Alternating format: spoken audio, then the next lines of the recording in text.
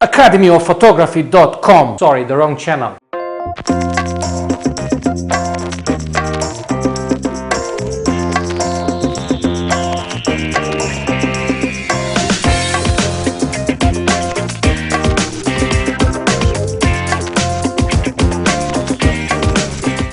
Welcome to the Canon 100D review. This is one step above the cheapest 1200D DSLR camera from Canon.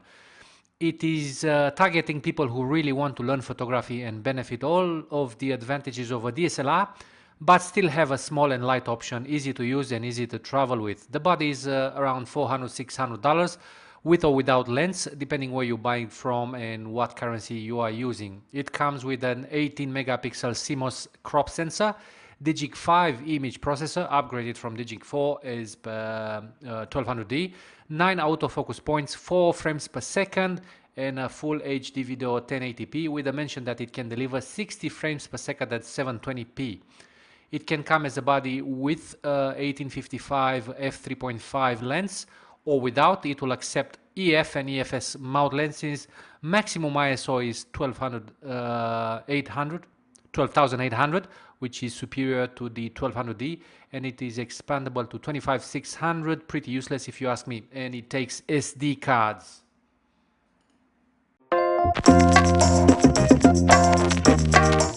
In terms of physical features, dials, LCD buttons, weight and battery card, this is by far the smallest DSLR from Canon, and people claim that from all DSLRs from all brands. It is very easy to use and it reminds me of a compact camera almost. Finishes are better than the lower brother 1200D, sharper and crisper and fancier. It comes with little less buttons and a interesting back touch screen LCD, which is pretty good in my opinion. It takes a bit of time to get used to it if you have never used it, but I have played with my 70D, so nothing new here. It comes with the top dial mode selection wheel, which is similar to many entry-level DSLRs, nothing special here. Selecting the shooting mode will also give you some friendly explanations at the back, very similar to 1200D, and possibly you will turn them off after a few times of using it. It will become annoying. You get the classic main dial like all the other Canons. You have on-camera flash, you have a hot shoe for the external flash, you have a red eye lamp reduction, self-timer lamp, remote control sensor, plus a depth of field button as well to show you the aperture size you are using and simulate the depth of field. It is a pretty good DSLR for a beginner, I would say. Battery and card are from the button just like the 1200D, and it does take SD cards. At the back area there are less buttons than the 1200D, and you need to use the aperture exposure compensation button in combination with the dial to change few settings. The camera is very light, you can actually take selfies and hold it for a long period of time without getting tired. And obviously I'm talking from my own perspective because I am used to use big and chunky and heavy equipment.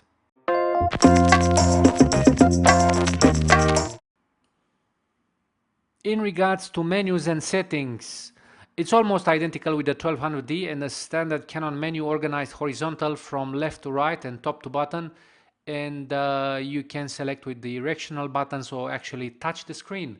You will get camera settings, shooting settings, image settings, display settings and other options more or less useful. First tab controls the image quality, shooting modes, single shot, multiple shot or some other pretty useless features in my opinion. Second tab, you've got the exposure compensation, flash control, ISO, white balance, custom white balance, and white balance shift bracketing. The third tab, you've got color space, picture style, autofocus operation, metering mode, dust delete data, long exposure, noise reduction, and high ISO, speed, NR, which I'm not sure what it is because I've never used it. Third tab refers to video shooting. The fourth, fifth tab are camera settings in terms of the image organization. And after that, the following 1, 2, 3, 4 tabs are about the card and how you record images, power, LCD, date, time, language, video systems, screen color, and a lot of other features which are not going to influence your final result. Is just about the camera and all sorts of gadgety things. The last one is about certification logo. I'm never use this. And also you have a custom tab that you can actually select your favorite settings. Interesting thing here is the back touch screen feature. I believe it's pretty nifty, very easy to use, and you can actually get used to it. One thing I'm not really using is you can trigger the camera by touching the back screen, which might replace a coded remote control, but in a normal situation I would not use it because I love the sensation of pressing the button and hearing the specific shutter sound. That's music to my ears, and I'm sure a lot of photographers would agree. It is like blowing bubble wrap. There's something nice about it. I'm pretty sure if you have played with cameras before, you will understand. Like any other DSLRs, it does come with full video, HD, 1080p, just like the 1200D, and just like most of the Canon DSLRs these days. You can control the video like the others, but not having the flip out screen is a pity. But you can't have everything for a low price. I believe it's time to do some tests. I have compared the 100D with a 24-70 f2.8 L series lens. I've used it. I have been suggested by a few people watching the previous 1200D review that would be nice to actually test a L series lens rather than the kit lens. My comparison is with the 5D Mark II, because 5D Mark II and 24-70 L series lens f2.8 in my opinion is the sharpest of the sharpest. That's the sharpest I have, and I believe that's the benchmark. Both cameras have been tested with the same settings, and let's see how they perform.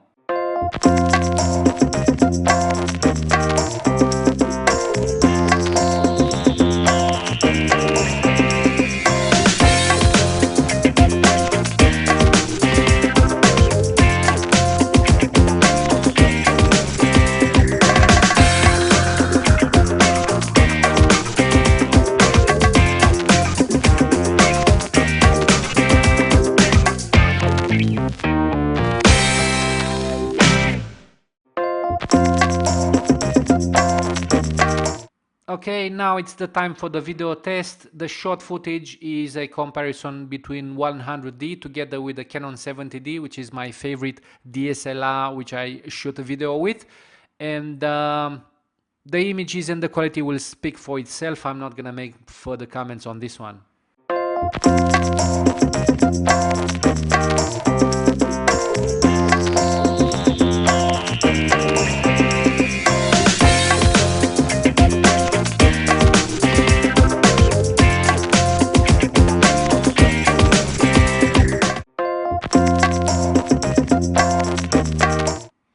I had the chance to take the 100D with me in a real life photo shoot, and in my opinion the camera handled itself quite well.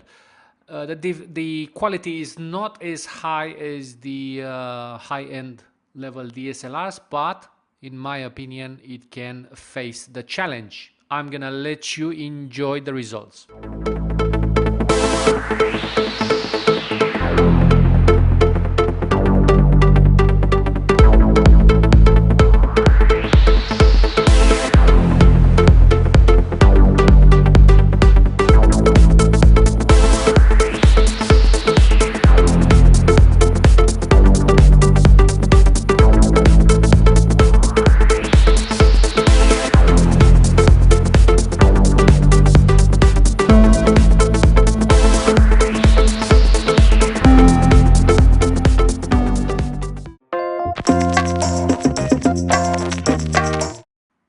Okay, let's go through the pros. I believe the price is very low, $400 to $600. It won't break the bank. Camera is set up with the beginner in mind, and it's friendly, very easy to use, very easy to carry. It's very light. You can take it with you when traveling. It will not break your back or neck. And also it can be very discreet, and it does deliver high quality results, because right now, in my opinion, all the Canon products are high quality anyway. You can do almost everything that the bigger brothers can do, but just smaller and slower.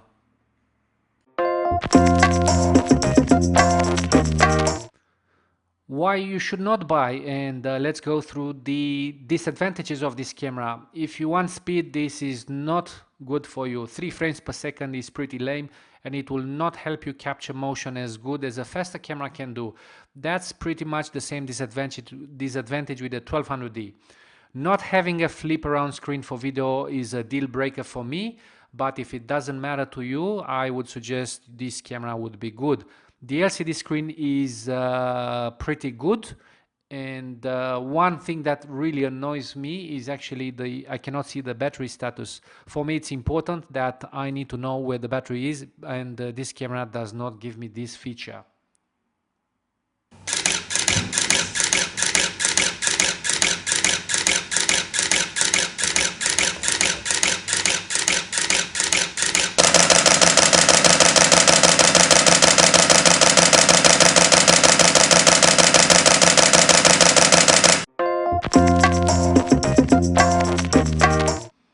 In conclusion, if you are a beginner, you wish to learn photography, or you just want to have a cheap, small and light and friendly camera to play with, and you take occasional photos with your family in the park, do simple photographic assignments, this is a very good place to start.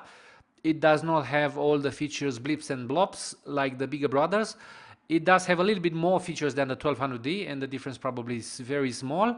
I believe the touchscreen LCD is a strength, but at the end the results will be the same. I'm convinced that this camera can do what the high-end DSLRs can do as well, but slower, harder and smaller. I enjoyed playing with this camera. It can look actually weird because it's very small, and if you mount a big lens on it, people will look and say, what the hell? Anyway,